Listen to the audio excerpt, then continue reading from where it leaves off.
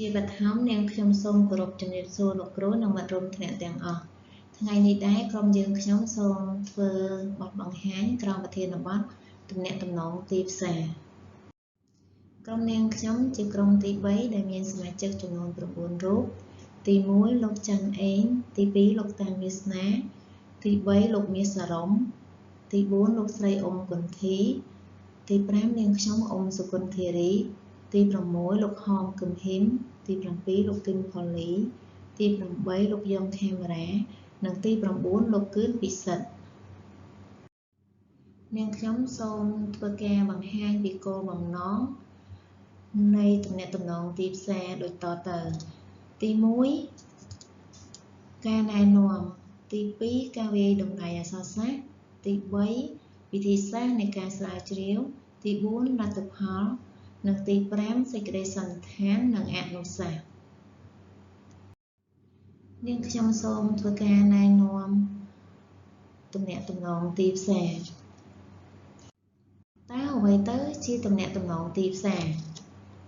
ទំនាក់ទំនងទីផ្សារគឺជាការសម្របសម្រួលជាយុទ្ធសាស្ត្រនៃវិធីសាស្ត្រនៃការផ្សព្វផ្សាយជាសាធារណៈតាមរយៈប្រព័ន្ធអេឡិចត្រូនិកឬតាមរយៈបណ្ដាញសង្គមជាស្ថានភាពផ្សារភ្ជាប់រវាងម៉ាកយីហោរបស់អ្នកនិងទស្សនិកជនឬអតិថិជនគោលដៅវិធីសាស្ត្រដ៏ធំទូលាយដែលរួមបញ្ចូលតាមបណ្ដាញនិងយុទ្ធសាស្ត្រផ្សេងៗជាច្រើនទៀតដែលយើងធ្វើការផ្សព្វផ្សាយគោលបំណងរបស់យើងគឺ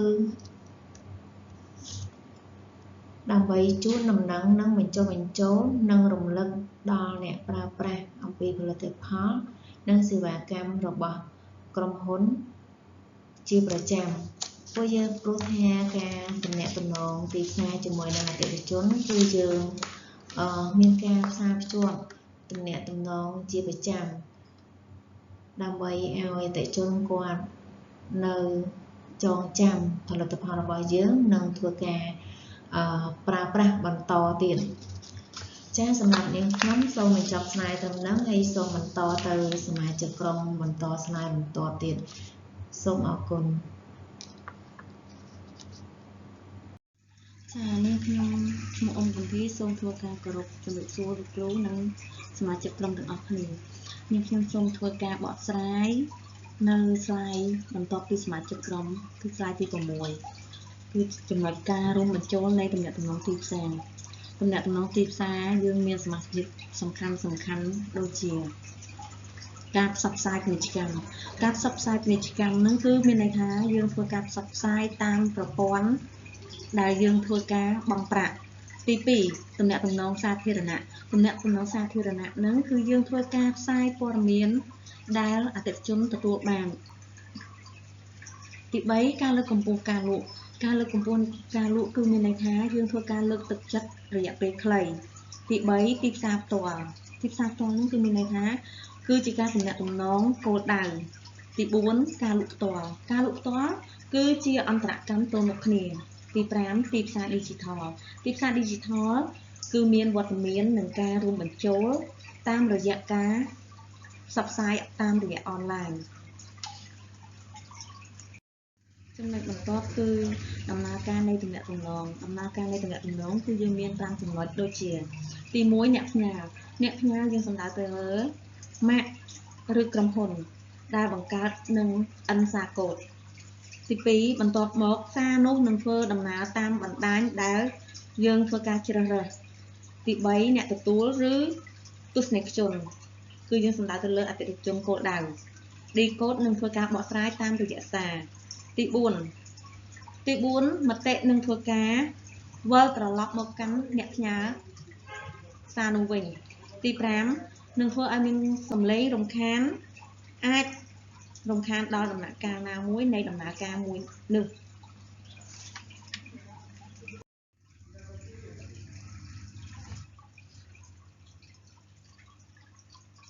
ចំណុចការវិវត្តនៃទំនាក់ទំនងទីផ្សារគឺយើងសំដៅទៅលើប្រពៃណីនិងការផ្លាស់ប្ដូរ Digital នៅក្នុងនោះមាន5ចំណុចដូចជាពីការផ្ញើសារមួយផ្លូវទៅកាន់ការសន្ទនាអន្តរកម្មទី ទី2ពីទស្សនិកជនជាច្រើនរហូតដល់ការកំណត់គោលដៅផ្ទាល់ខ្លួនទី3ពីយុទ្ធនាការផ្អែកលើការជាប់ពាក់ព័ន្ធបន្តទី4ពីបណ្ដាញដាច់ដោយឡែកទៅកម្មវិធីសាស្ត្ររួមបញ្ចូលគ្នាទី5ពីការចាប់អារម្មណ៍រហូតដល់លទ្ធផលដែលអាចវាស់វែងបានទី9គឺជាការវាយតម្លៃទៅលើអក្សរសាស្ត្រទី10ការពិនិត្យឡើងវិញទៅលើអក្សរសាស្ត្រឬក៏ជាអក្សរសិល្ប៍ទំនាក់ទំនងទីផ្សារតំបន់ស្រាវជ្រាវសំខាន់មានដូចជាទី1គំរូទំនាក់ទំនងទីផ្សារទី2ទ្រឹស្ដីនៃការរួមបញ្ចូលជា channel ទី3ក្របខ័ណ្ឌនៃការឆ្លើយតបរបស់អតិថិជនទី4វិធីសាស្ត្រនៃការវាស់វែងទី5ផលប៉ះពាល់នៃការផ្លាស់ប្ដូរ digital ចា៎នាងខ្ញុំសូមធ្វើការបញ្ចប់ slide និងធ្វើការឲ្យសមាជិកក្រុមធ្វើការបកស្រាយនៅ slide បន្ទាប់សូមអរគុណជាបឋមខ្ញុំបាទសូមគោរពដល់លោកគ្រូដែលមានវត្តមាននៅទីនេះជាទីគោរពសូមគោរពដល់មិត្តរួមថ្នាក់ទាំងអស់ដែលមានវត្តមាននៅទីនេះជាទីរាប់អានខ្ញុំបាទសូមធ្វើការបញ្យល់ slide បន្តពីមិត្តរួមក្រុមរបស់ខ្ញុំបាទនៅ slide ទី11 slide ទី11គឺនិយាយអំពី traditional marketing communication model អ្វីទៅជា traditional marketing communication គឺនិយាយអំពីការធ្វើទីផ្សារទំនាក់ទំនងទីផ្សារតាមបែបប្រពៃណីការធ្វើទីផ្សារតាមបែបប្រពៃណីនៅក្នុងនេះគឺមាន4ចំណុចដែលរួមផ្សំនៅក្នុងហ្នឹងហើយចំណុចទី1គឺនិយាយអំពីAIDA model AIDA model មានន័យថា attention interest desire និង action attention មានន័យថាការយកចិត្តទុកដាក់អញ្ចឹងទេការធ្វើទីផ្សារគឺយើងត្រូវយកចិត្តទុកដាក់បំផុតទៅលើគុណភាពនៃទំនិញរបស់យើងទំនិញឬក៏សេវាកម្មដែលយើងត្រូវយកទៅធ្វើទីផ្សារហើយយើងយកចិត្តទុកដាក់ផងដែរទៅលើទីតាំងហើយនឹងចំនួនប្រជាជនថាតើទីតាំងនៅតំបន់ដែលយើងទៅនោះមានចំនួនប្រជាជនប្រមាណអ្នកហើយកម្រិតនៃជីវភាពឬក៏ប្រាក់ចំណូលរបស់ប្រជាជនតើគាត់មានប្រាក់ចំណូលប៉ុន្មានតើប្រាក់ចំណូលរបស់គាត់អាចឆ្លើយតបនឹងទំនិញឬក៏សេវាកម្មរបស់យើងបានដែរទេទី2 interest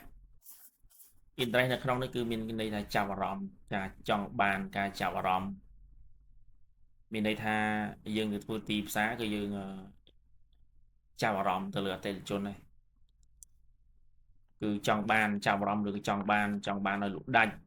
ចាប់អារម្មណ៍ទៅលើអតិថិជនកម្រិតជីវភាពអតិថិជនចាប់អារម្មណ៍ទៅលើទីតាំងតំបន់ដែលយើងត្រូវទៅនឹងតើវាមានសេដ្ឋកិច្ចបែបម៉េចអញ្ចឹងយើងត្រូវតែមានការចាប់អារម្មណ៍ទៅលើទាំងអស់ហ្នឹង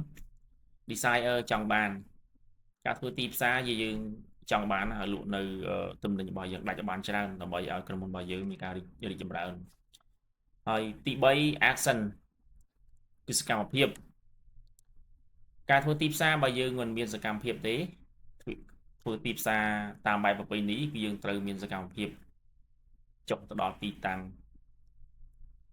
សកម្មភាពគឺយើងត្រូវបោះខិត្តប័ណ្ណអីយ៉ាងចែកអីប្រជាពលរដ្ឋដើម្បីឲ្យគាត់ឃើញគាត់យល់នៅក្នុងខិត្តប័ណ្ណរបស់យើងអាចសរសេររាយរាប់អំពីទំនិញនៃគុណភាពទំនិញរបស់ពួកយើងហើយនឹងតម្លៃផងដែរចំណុចទី2 hierarchy affect model គឺឋានានុក្រមនៃរូបបែបផែនឋានានុក្រមហ្នឹងគឺមានន័យថាយើងទៅធ្វើទីផ្សារគឺតាមឋានានុក្រម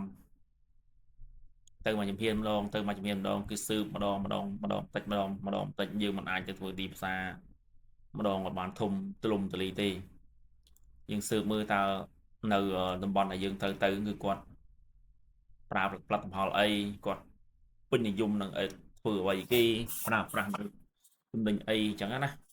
គឺយើងត្រូវធ្វើមួយជំហានម្ដងមួយជំហានម្ដងហើយចំណុចមួយទៀត elaboration livelihood model គឺគំរូទំនាក់ទំនង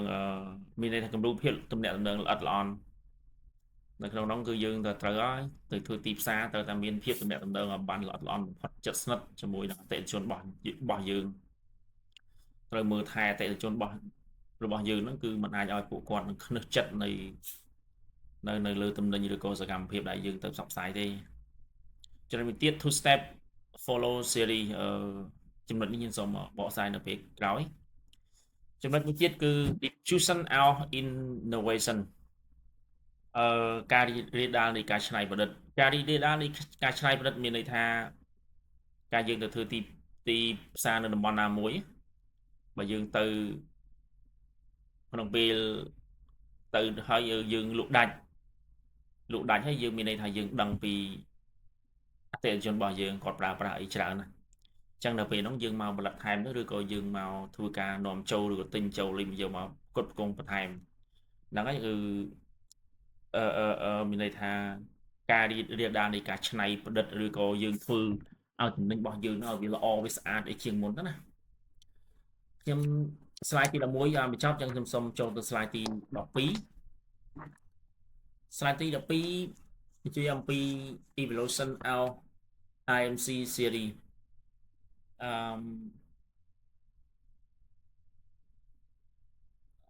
មាន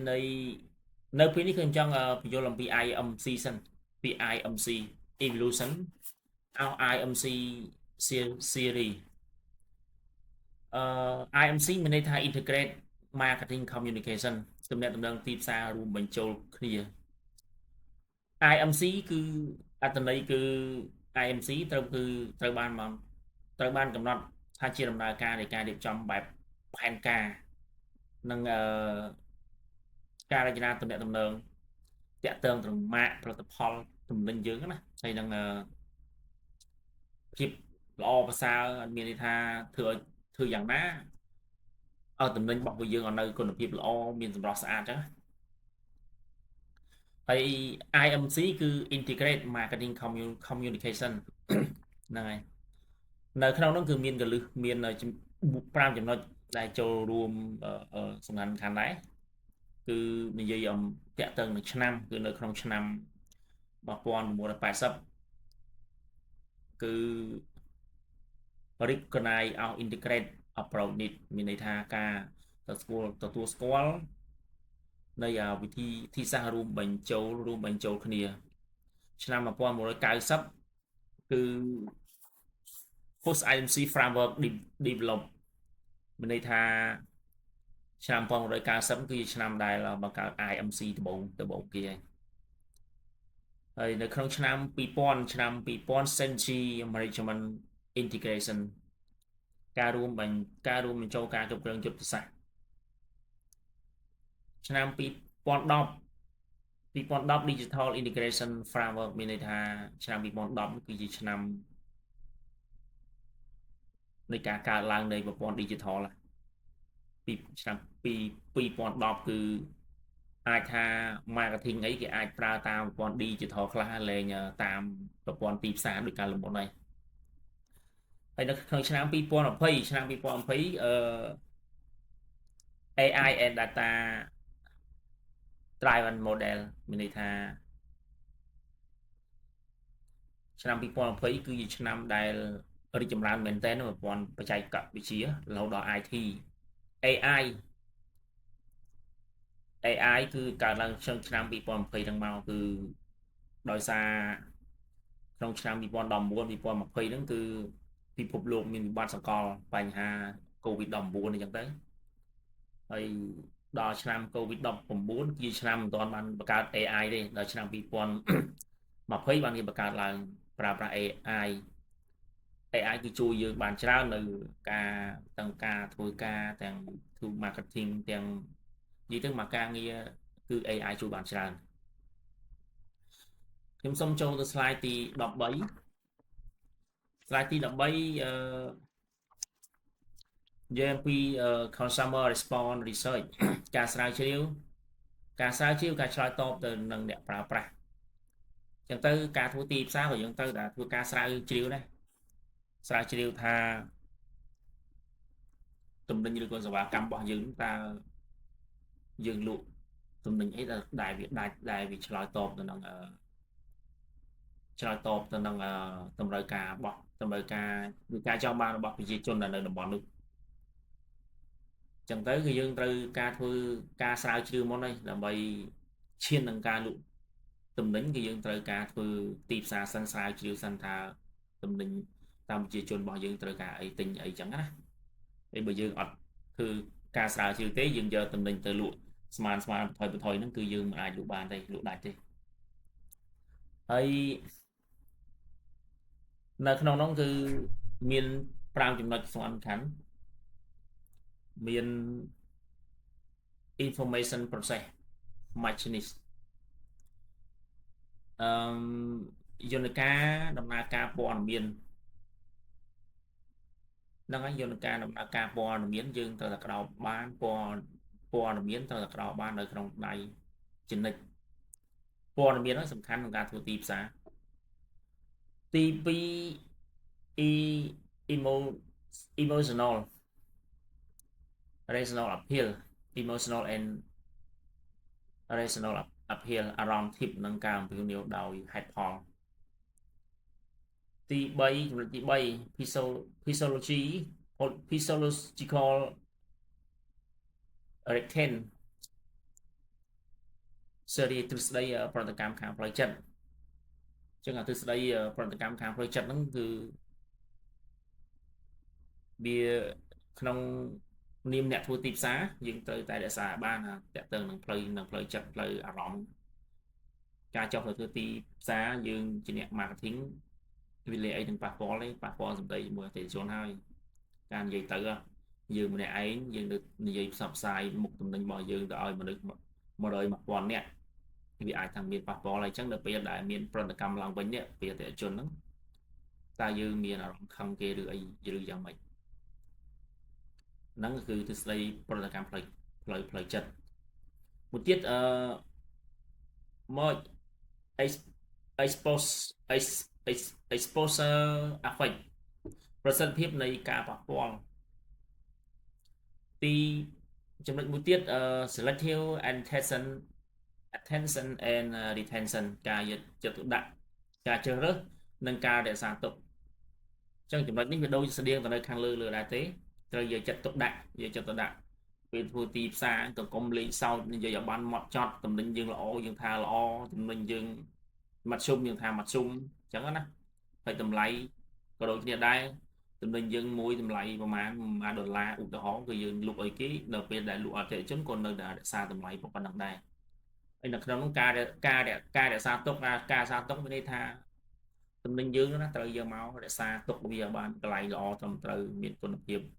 កន្លែងដែលផាសុកភាពតំណែងខ្លះវាត្រូវការគុណ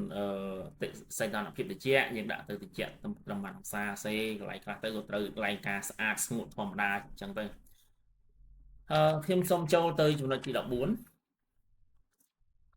និយាយអំពី Digital Marketing Communication Research ដល់អញ្ចឹងទេទីផ្សារការធ្វើទីផ្សារគឺយើងអាចធ្វើទៅតាមប្រព័ន្ធ Digital ក៏បានដែរហើយតាមប្រព័ន្ធ Digital នេះគឺងាយស្រួលច្រើនជួយយើងបានច្រើនដោយយើងមិនបាច់ធ្វើដំណើរទៅតំបន់ដែលយើងទៅទេគឺយើងអាចប្រើតែទីផ្សារប្រើតែ Digital ប្រព័ន្ធ Digital ទៅយើងអាចដឹងជួយយើងច្រើនហើយនៅក្នុងនោះប្រព័ន្ធ Digital គឺវាមាន social media engagement ណាជានៃ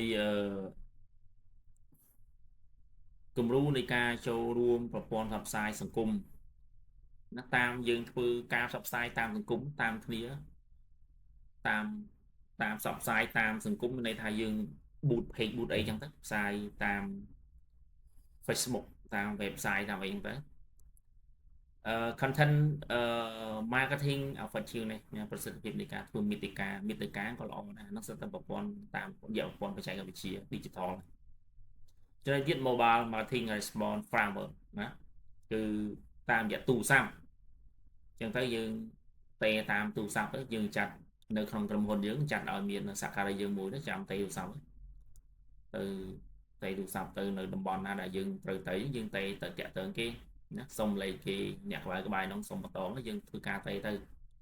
ហ្នឹងតាមប្រព័ន្ធ digital គឺងាយស្រួលបែបហ្នឹងហើយមួយទៀតemail marketing optional study ការសិក្សាបង្កើនប្រសិទ្ធភាពបែបតាម email ណា email តាមប្រព័ន្ធ email អីហ្នឹងក៏ជា digital ដែលជួយយើងបានច្រើនតាម Facebook ណាតាម Facebook ក៏យើងក៏ជួយយើងបានច្រើនដែរYouTube អីហ្នឹងយើងធ្វើការតាមហ្នឹងប្រព័ន្ធសិក្សាតាមប្រព័ន្ធ digital ទាំងអស់ដូច្នេះនៅក្នុង slide ទី14ខ្ញុំ slide របស់ខ្ញុំសូមបញ្ចប់ហើយខ្ញុំសូមបន្ត slide ឲ្យក្រុមមិត្តរួមក្រុមរបស់ខ្ញុំបានបន្តសូមអរគុណបាទសូមគោរពជាថ្មីម្ដងទៀតខ្ញុំបាទសូមធ្វើបទបង្ហាញបន្តពី Mr. Serum slide របស់ខ្ញុំតកតងទៅនឹងក្រូខៃឈើយើងនឹងនិយាយវាតកតងទៅមួយនឹងក្រូខៃឈើបន្ថែមអូខេនៅក្នុងនេះសម្រាប់ចំណុចទី1យើងនិយាយពីទិដ្ឋភាពទូទៅជាទិដ្ឋភាពទូទៅដែលយើងសំដៅទៅលើការធ្វើ business ឬក៏ធ្វើទីផ្សារតាក់ទងជាមួយនឹងវប្បធម៌ហើយលោកของ stake ក៏បានលើកឡើងដែរថាអាការធ្វើទីផ្សារហ្នឹងវាពឹងផ្អែកទៅលើវប្បធម៌ច្រើនហើយយើងឧទាហរណ៍ដូចថាដូចចិនអញ្ចឹងឥឡូវបច្ចុប្បន្នចិនបានធ្វើទីផ្សារពីចម្ងាយជូនប្រជាជនជូនអតិថិជនមកខ្លួនឧទាហរណ៍ដោយការ order អីវ៉ាន់ចិនដែលវាកំពុងតែជះឥទ្ធិពលខ្លាំងសម្រាប់ប្រទេសយើងឃើញហើយថាទាំងអស់ហ្នឹងវាកំពុងតែវិស័យពីហើយការធ្វើពាណិជ្ជកម្មផ្សេងៗតកតងទៅនឹងចំណុចទី2យើងចង់តកតងទៅនឹងការប្រសិទ្ធភាពតកតងទៅនឹងវប្បធម៌ផ្សេងៗអញ្ចឹងវប្បធម៌ទាំងអស់នោះវាជារួមហ្មងទៅជាវប្បធម៌ដែលអាចឆ្លើយតបនឹងតកទាញទីផ្សារច្រើនដូចវប្បធម៌ដើមអាមេរិកអីវាឆ្លើយតបល្អជាមួយទីផ្សារហើយមានភាពតកទាញច្រើននៅចំណែកឯអាស៊ីក៏កើននៅការរវត្តទីផ្សារច្រើនផងដែរអញ្ចឹងអាយុទ្ធសាស្ត្រមួយទៀតដែលយើងត្រូវពិចារណាគឺតកតងមួយ share code អញ្ចឹង share code នោះវាមិនដែរគឺវាតម្រូវឲ្យមានការសម្របសម្រួលនិងវាតម្លៃទៅវប្បធម៌ផ្សេងៗដែលតកតងទៅនឹងការចែកម្លែកចឹងហ្នឹងគឺធ្វើម៉េចឲ្យវាមានអាហ្នឹងទាំងអស់ឡើងចំណុចទី3យើងនឹងជជែកគ្នាអំពីតកតងទៅនឹងមូលដ្ឋាននិយកម្មទល់នឹងជាមួយនឹង standard អញ្ចឹងមានន័យថាម៉េចការធ្វើឲ្យវាមាន standard ហើយនឹង follow ទៅ best practice អញ្ចឹងការប្រើយុទ្ធសាស្ត្រកន្លងមកយើងឧទាហរណ៍ថាដូច Apple អញ្ចឹងវាមានប្រសិទ្ធខ្ពស់ប៉ុន្តែវាអាចមិនត្រូវជាមួយនឹងវប្បធម៌មូលដ្ឋានមួយចំនួនទេតែការកែសម្រួលយុទ្ធសាស្ត្រផ្សេងៗធ្វើឲ្យទីផ្សារនីមួយៗហ្នឹងវាល្អប្រសើរល្អទៅពាក់ព័ន្ធទៅនឹងមូលដ្ឋានមួយចំនួនវាចាយលុយច្រើនអញ្ចឹងយើងត្រូវធ្វើម៉េចដើម្បីសម្រួលអានឹងត្រឡប់មកវិញអញ្ចឹងយើងត្រូវគិតគូរទៅលើនឹងឡើងម្ដងហើយម្ដងទៀតដូចជា Starbucks ចឹងយើងមើល Starbucks ឥឡូវហ្នឹងឬក៏ Brown វាបានផ្សាយភាយច្រើនបើ Brown យើងនិយាយទៅសពស្វែងតែ Starbucks យើងនិយាយជាទូទៅនិយាយទាំងអស់អញ្ចឹងវាទៅបែបហ្នឹងអញ្ចឹងដើម្បីឲ្យត្រូវគ្នាអញ្ចឹងខ្ញុំគិតថា Starbucks អាចថាយើងទៅប្រទេសណាដែលមួយចំនួនរសជាតិកាហ្វេទាំងខុសគ្នាអញ្ចឹងយើងត្រូវបត់បែនទៅលើទាំងអស់ហ្នឹងដូចគ្នាចំណុចមួយទៀតយើងចង់និយាយតាក់ទងទៅនឹងរឿងដែលវាមានតែជាគំនូជាគំរូមួយដែលទទួលយកនៅបច្ចេកវិទ្យា digital ដើម្បីធ្វើអាជីវកម្មទាំងអស់តំបន់ផ្សេងគ្នាយើងប្រៀបធៀបខុសគ្នាបច្ចេកវិទ្យាខុសគ្នាយើងទទួលបានអាហ្នឹងដូចវាច្រើនឧទាហរណ៍ដូចភាពខុសគ្នារវាង Facebook និង WeChat ឬក៏ Viber អញ្ចឹងអាភាពខុសគ្នាមួយកង់ហ្នឹងវាជាការធ្វើឲ្យ technology វាជ្រៀតចូលទៅលើ business ទៅលើទីផ្សារច្រើនអញ្ចឹងគ្នាយើងត្រូវតែ adapt ខ្លួនទៅតាមនឹងបើគ្នាហើយការទទួលយកនៅទំនុកចិត្តទៅលើពាណិជ្ជកម្មអេឡិចត្រូនិកទាំងអស់ហ្នឹងវាខុសៗគ្នាអញ្ចឹងអាស៊ីដូចយើងនៅអាស៊ីអញ្ចឹងចូលចិត្តទៅលើអាប្រភេទព្រោះឥឡូវបច្ចុប្បន្នហ្នឹងយើងមើល trend ទៅលើទូរស័ព្ទដៃទាំងអស់ហើយបើនៅអឺរ៉ុបគេព្រួយបារម្ភទៅលើឯកជនភាពអញ្ចឹងទូរស័ព្ទដៃមួយចំនួនដូចក្រៅពី Apple គេគិតទៅលើឯកជនភាពគេគិតថាទូរស័ព្ទ Android វាអាចនឹងមាន បញ្ហាអញ្ចឹងជឿជាក់លើ Apple តែពួកយើងទូរស័ព្ទដៃស្អីក៏បានដែរប្រើបានអស់អូខេអញ្ចឹងចំណុចទី5យើងនឹងគិតគូរទៅលើក្របខ័ណ្ឌមួយចំនួនដែលវាអាចសម្របសម្រួលលើការស្នើទៅនឹងតម្លៃយើងជំហានទី1យើងគិតពីអត្ថប្រយោជន៍ស្នូលជាដើមអញ្ចឹងទៅហើយការស្រាវជ្រាវតម្លៃពីវប្បធម៌ទីផ្សារគោលដៅជាចាំបាច់ហើយកែសម្រួលពីតម្លៃពីពេលដែលយើងសិក្សាពីទីផ្សារគោលដៅអីផ្សេងៗនឹងឧទាហរណ៍សេវាកម្មហិរញ្ញវត្ថុអញ្ចឹងយើងត្រូវគិតឡើងដូចគ្នាភាពឯករាជ្យរបស់ផ្ទាល់ខ្លួនបរទេសជនបើចិនគេផ្ដោតទៅលើអាសន្នសុខបុគ្គលឧស្សាហ៍ពីច្រើនចិនអញ្ចឹងទាំងអស់ហ្នឹងដែលយើងទៅបែបហ្នឹងអូខេអញ្ចឹងសម្រាប់ឆ្លើយបន្ទាប់យើងនឹងនិយាយពីគ្នាទៅលើ physical dimension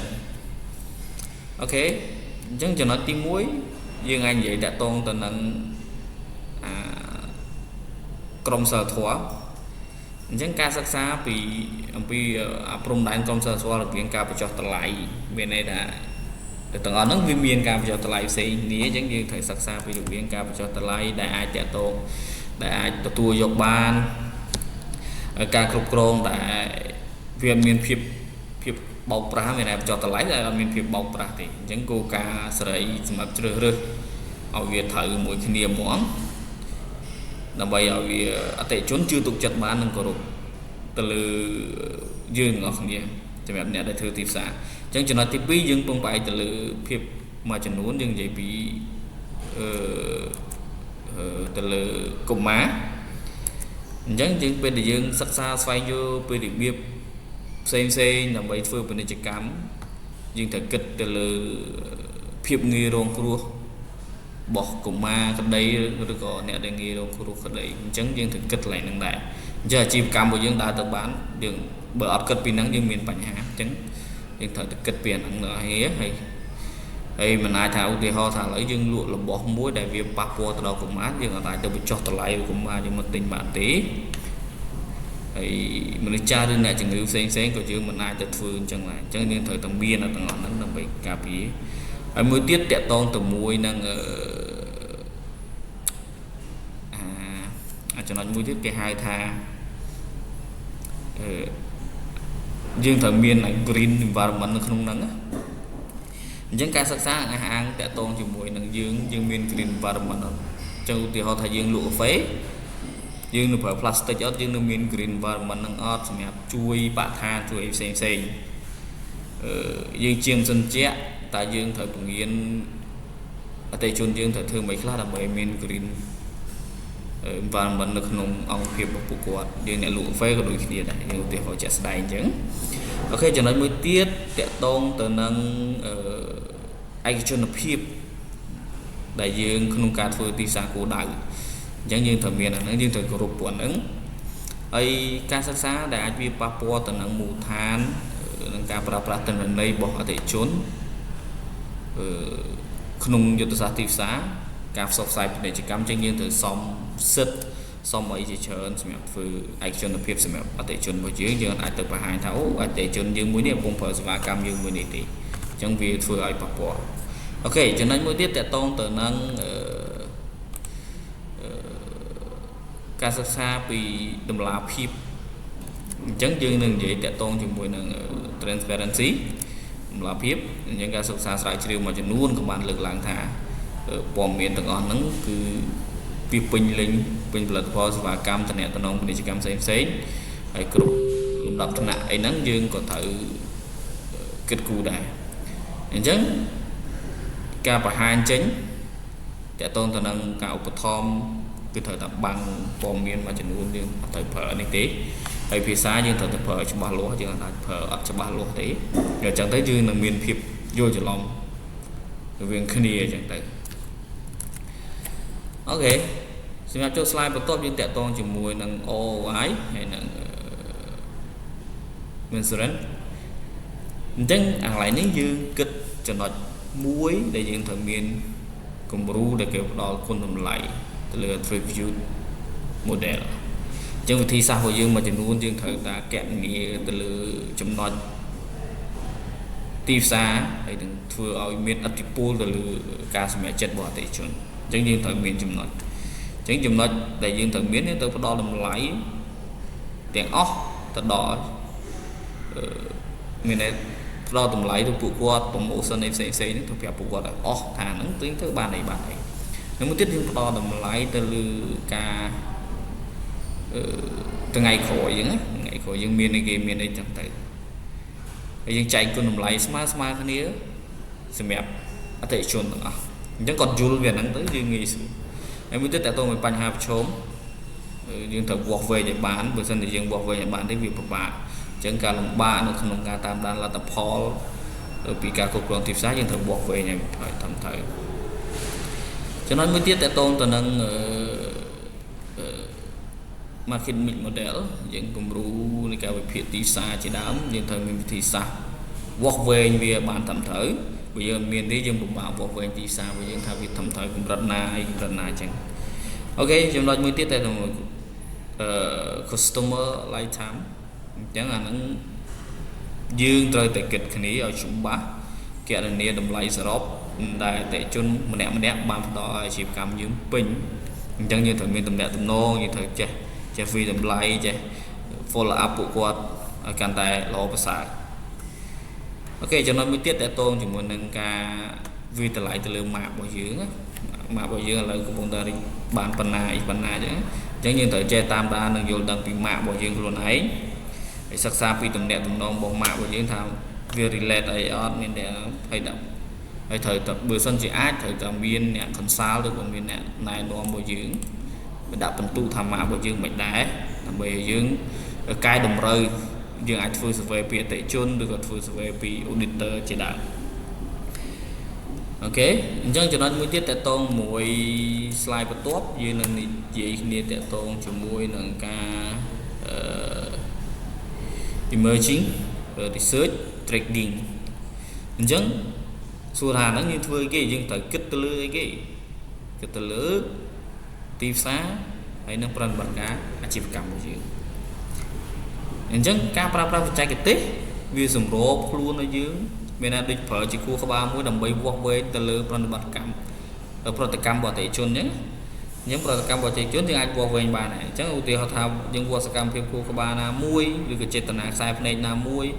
bu quạt cực mà bây giờ dương dễ tới quạt cực bữa sân gì dương dễ tới quạt men cá chập vào đó được sai phần này có ban sờ lăng tới 10 phần đá còn ưu tế quạt sẽ bảo chỉ ở chập vào đó chừng 10 nâng cá sai phần cam bỏ dương mình chập vào đó chừng 10 nâng cá phải thì sao bây giờ thì mũi tiết dùng đo tên là đấy ông pi cắm đại mình ai có bọt luôn ấy hay dương xu tại để chôn tức quạt soi tôm mà dương bàn dương lo và xả cho nên mới tiết dương xâm đại từ lơ ca machine learning dương thẩm miên machine learning mũi vì này ca pra chạy cái tê tên là đây từng nước nó vì thời thẩm miên chẳng vì ngọn miên thế dương nên và bạn sẽ mẹ một cột trên đài chẳng như thời miền hay pra từ lừa cà phê cặp cây da bỏ thể chôn trên đám nó như thời miền là năng mất đã bị lộ hay đừng tiền vì chùm hiền và to bỏ thể chôn là có trong bàn này kì đừng rồi ca có trong bàn này kia đừng cả bật phía sau luôn này nơi để xoay một vòng chứng cái lấy khi mà nó những đang thằng có trong bàn này kì ok mới tiếp tại tôn từ nâng cuối chẳng bên này dương xoay được à sầm lấy được rụp hiệp nam môi việt thời cho mùi đang tìm xa với dương và hai của tức trâu mà chẳng mua thì họ thà đôi cặp của trên tủ sập tụm nước mà chỉ muốn đôi chỉ Samsung được có Apple chẳng còn bậc cao mua AI muối miền Syria được có Alexa chỉ đạo chẳng đấy chẳng nhà tầng on nó cứ phở vôi để mới control bạn xoay rồi rụp hiệp cái dương phở vôi bạn này nhé bây giờ anh phở mũi tiết can này mới tiết ca xoay đô rụp hiệp ta mà vậy camera chỉ đạo thì họ thay dương phở Google Lens chẳng những ai thưa nâng bán bu quạt thời ca ấy có tho tàu mất khi mà khi ấy nâng món chẳng những thời ta ơi đặt với dưỡng cho tất cả Google Lens phòng đá 5 ở kia nghi sủa hộ chẳng tôi sắp Android mà chỉ muốn con mình Google Lens đấy men mà chỉ muốn nó sân ngõ còn mình Google Lens 5 từ xưa chẳng chẳng có tho rụt nắng có cho Google Lens Google Lens scan là từ từ ngõ tầm đó ok cho nó mới tiếp tại tôi thì mùi nâng ở Parathan thì mất được có những version environment map ទីផ្សាររបស់យើងហ្មងអញ្ចឹងឲ្យពួកគាត់លេងឲ្យពេញលេងហ្មងអញ្ចឹងយើងថាយើងត្រូវធ្វើមិនដើម្បីឲ្យពួកគាត់ប្រាប់បានអញ្ចឹងយើងត្រូវតែមានបច្ចេកវិទ្យាព័ត៌មានដើម្បីជួយអាហ្នឹងបានអូខេចំណុចមួយទៀតយើងត្រូវបង្កើតខ្លឹមសារផ្ទាល់ខ្លួនខ្លឹមសាររបស់យើងអត់ផ្ដោតទៅលើ AI ទេអញ្ចឹងសូមកុំយក AI ជា content ច្រើនពេកអញ្ចឹងយើង generate ពី AI ក៏ប៉ុន្តែត្រូវធ្វើម៉េចឲ្យ AI ឲ្យវាស្ដែងជាមួយនឹងពាណិជ្ជកម្មរបស់យើងតាមរយៈបែបបទផ្ទាល់ខ្លួនសម្រាប់ប្រតិជនម្នាក់កុំឲ្យវា overall ពេកអត់ត្រូវទេហើយយើងត្រូវបង្កើតរូបភាពវីដេអូអីយើងអាចប្រើ AI បានឥឡូវយើងមានច្រើនយើងមាន ChatGPT យើងមានCapCut ក៏អាចជួយបានជា AI ហើយជា AI ជាច្រើនទៀតដូច Canva ដូចអីហ្នឹងយើង design ស្រួលហើយយើងធ្វើឲ្យចំណុចមួយទៀតយើងត្រូវអាចនិយាយបានថាយើងធ្វើឲ្យប្រសើរឡើងនៅការបង្កើតគម្រោងឬពាណិជ្ជកម្មឲ្យកាន់តែរហ័សសម្រាប់បុគ្គលិករបស់យើងដែលផ្សព្វផ្សាយទៅកាន់អតិថិជនរបស់យើងឲ្យកាន់តែមានប្រសិទ្ធភាពខ្ពស់អូខេសម្រាប់slide របស់ខ្ញុំគឺត្រូវបានបញ្ចប់ប៉ុណ្ណេះអញ្ចឹងសូមអរគុណសម្រាប់ការទស្សនានិង slide បន្ទាប់នឹងមិត្តភ័ក្តិរួមក្រុមខ្ញុំនឹងរៀបចំនឹង present បទបង្ហាញជូនបាទអញ្ចឹងជាចុងក្រោយសូមអរគុណហើយសូមជូនទៅក្រុមការងារក្រុមសិក្សាស្រាវជ្រាវជាមិត្តភ័ក្តិក្នុងក្រុមខ្ញុំបន្តទៀតសូមអរគុណជម្រាបសួរលោកគ្រូហើយនិងមិត្តក្នុងក្រុមទាំងអស់គ្នាជាមួយនឹងអ្នកទស្សនាទាំងអស់គ្នាថ្ងៃនេះខ្ញុំយកកាមេរ៉ាសូមមកធ្វើការបទបង្ហាញតពីមិត្តភ័ក្តិក្នុងក្រុមអញ្ចឹងជំរាបដំបូងយើងសិក្សាពីអក្សរសាស្ត្រនិងទិសដៅសម្រាប់ការស្រាវជ្រាវនៅថ្ងៃនេះសម្រាប់តំបន់នៃការសិក្សាយើងមានចំណុចបន្ថែមទៀតគឺការតំណែងទីផ្សារនៅក្នុងបរិបទហើយចំណុចទី2ប្រសិទ្ធភាពនៃតំណែងទីផ្សារទៅលើ digital អញ្ចឹងប្រធានបទទី3យើងយុទ្ធសាស្ត្រកំណត់ទិសដៅក្រោយនឹងមានការរួមបញ្ចូលនិងធ្វើការឆ្លើយតបទៅលើឧបករណ៍ផ្សេងៗដើម្បីជាគំរូនៃការឆ្លើយតបអញ្ចឹងខ្ញុំសូមបន្តអូខេអញ្ចឹងអានេះជាវិធីសាស្ត្រនៃការស្រាវជ្រាវសម្រាប់វិធីសាស្ត្រនៃការស្រាវជ្រាវនិងរចនាប័ទ្មអញ្ចឹងយើងមានសម្រាប់ទស្សនវិជ្ជាទូទៅដែលយើងមានវិធីសាស្ត្រស្រាវជ្រាវចម្រុះនិងការ design ទៅតាមលំដាប់លំដោយឲ្យវាសមស្របនៅបរិបទទីផ្សារដែលយើងក្នុងមតិទៅតាមប្រមាណឲ្យមានគុណភាពនិងបទសម្ភាសន៍និងការប្រម៉ូទិនន័យទៅតាមផ្នែកទីផ្សារនីមួយៗទី4របាយការណ៍នៃការវិភាគដើម្បីប្រៀបធៀបអូខេសម្រាប់វិធីសាស្ត្រប្រម៉ូទិនន័យអញ្ចឹងទិន្នន័យបឋមដែលយើងបានប្រម៉ូគឺប្រម៉ូទៅតាមការស្ទង់មតិតាមអ៊ីនធឺណិតឬក៏ឆ្លើយតបឲ្យបាន n ស្មើនឹង455សម្រាប់ការសម្ភាសឲ្យបានស៊ីជម្រៅការសម្ភាសបានស៊ីជម្រៅ n ស្មើ15អ្នកជំនាញទីផ្សារតោះការវិភាគប្រព័ន្ធផ្សព្វផ្សាយសង្គម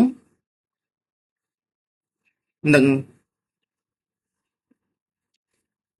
ឲ្យបាន4វេទិកានៅក្នុងចំណោមសម្រាប់ក្រុមដែលផ្ដោតទៅលើការប្រើប្រាស់មាន6និងចូលរួមឲ្យបានពី8ទៅ10នាក់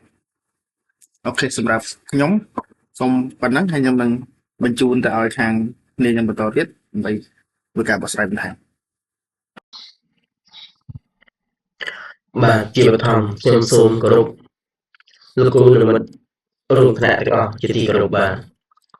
ថ្ងៃនេះខ្ញុំសូមបង្ហាញទាក់ទងជាមួយនឹង marketing communication ខ្ញុំសូមត slide ពីមិត្តភ័ក្តិរួមក្រុមខ្ញុំទីនេះដែរយើងនិយាយពី sampling strategy ដូចចំពោះនេះដែរយើងនិយាយអំពី determine your target audience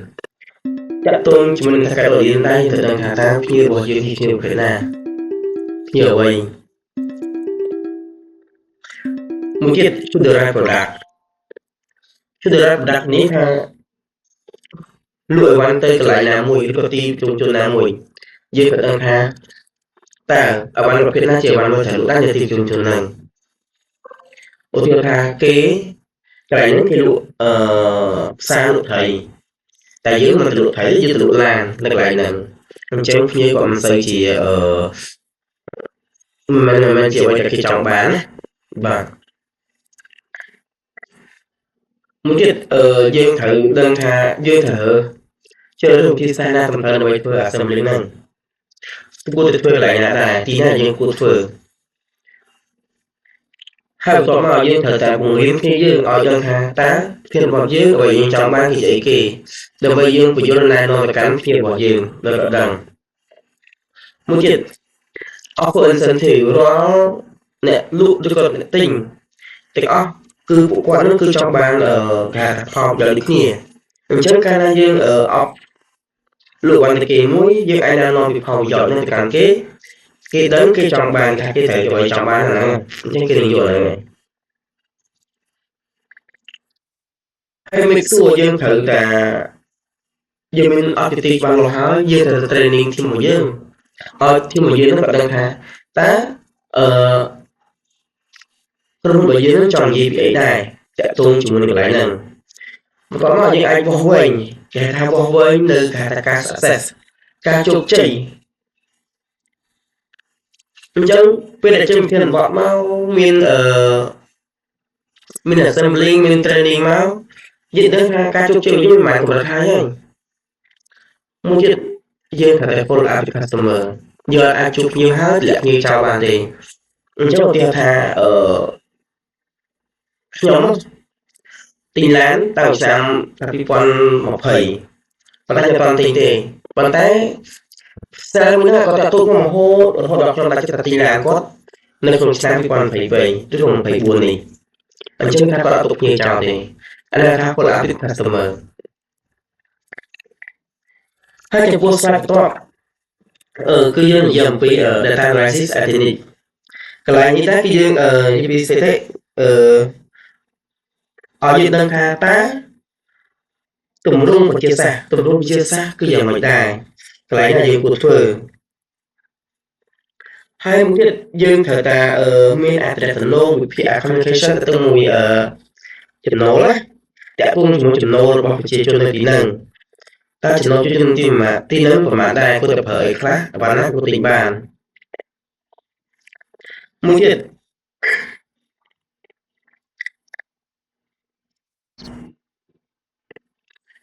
នៅទីដែរយើងមានគេហៅថាការវិភាគទិន្នន័យសម្រាប់ឲ្យមានគុណភាពអញ្ចឹងវិភាគមិនពេលដែលយើងទៅលក់អីវ៉ាន់នៅកន្លែងមួយយើងដឹងបើថាលក់អីវ៉ាន់ទៅហាងយើង estimate មើលថាហាងហ្នឹងមុនដំបូងគាត់ប្រើបានប្រហែលឧទាហរណ៍ថាលក់អីវ៉ាន់ទៅរស៊ូតមុនដំបូងគាត់ទិញខ្ញុំថាជា 1000 2000 ទេ 3000 ទេក្នុងខែប៉ុន្តែដល់តែយើងល្អយើង satisfy យើងមាន relationship communication អ្នកយើងត្រូវជួបជាមួយគឺអាចទៅកែទី2អាចខ្សែទី3អាចទៅជា purchasing អញ្ចឹងអ្នក3ហ្នឹងគឺគាត់មានតំណែងល្អជាមួយយើងណាពុកសំរបស់យើងល្អទៀតអញ្ចឹងរបស់យើងលក់ដល់មួយខែ 100,000 តែមួយខែទូ7-80000ដែរសម្រាប់កន្លែងមួយអញ្ចឹងណា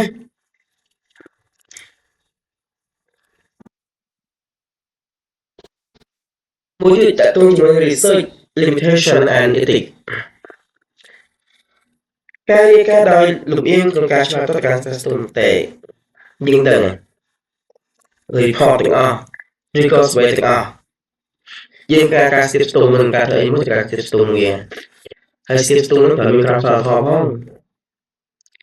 អ្នកអាចស្ទាបស្ទង់តាណាបានទីមួយអាចតាមអនឡាញទីពីរអាចចុះផ្ទាល់អ្នកអាចទៅជាទីប្រជុំជនឬក៏ផ្សារអញ្ចឹងទៅហើយមួយទៀតការបែងចែកគេហៅថាការបែងចែកភូមិសាស្ត្រគ្នាឧទាហរណ៍ភ្នំពេញមានខណ្ឌច្រើនណាស់អញ្ចឹងសែលមួយកាន់ខណ្ឌនេះសែលមួយកាន់ខណ្ឌនេះសែលកាន់ខណ្ឌនោះអញ្ចឹងយើងត្រូវដាក់ថាការការពួកគាត់ឲ្យពួកគាត់មកទៅនេះឲ្យយើង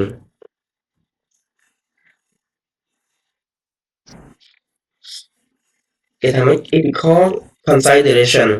ចាក់ទងជាមួយនឹងការពិចារណាខាងផ្នែកក្រមសីលធម៌ទីមួយហៅថា data privacy data privacy ហ្នឹងអឺមានថាបើ data មកយើងទៅ keep ណាវាជាវាជា data មួយដែលយើងមិនអាចបែកចោះចាយបានណាហើយមួយទៀត information security protocol តាក់ទងជាមួយនឹងការជូនដំណឹងដូចគ្នា participate ចំពោះការចូលរួមហ្នឹងវាមានច្រើន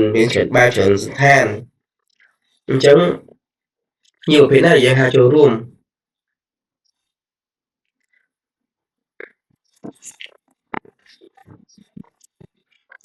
តាក់ទងជាមួយ result ទាំងអស់នេះគឺជា result ដែលយើងបានមកពីការ survey តាមអនឡាញ survey ចាស់ជួបផ្ទាល់ដែលមាន document ជាក់ស្ដែងដែលយើងចូលយកសំណាក់ពីខាងប្រជាជនឬក៏គណៈគេហៅថា consumer អ្នកប្រើប្រាស់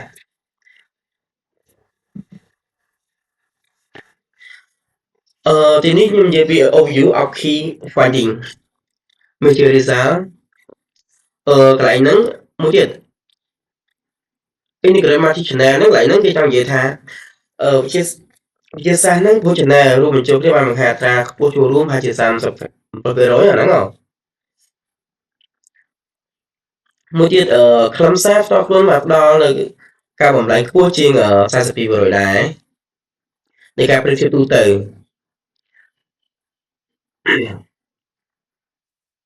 មួយទៀតការប្រស័យតាក់ទងគ្នាដោយប្រើគេហៅថា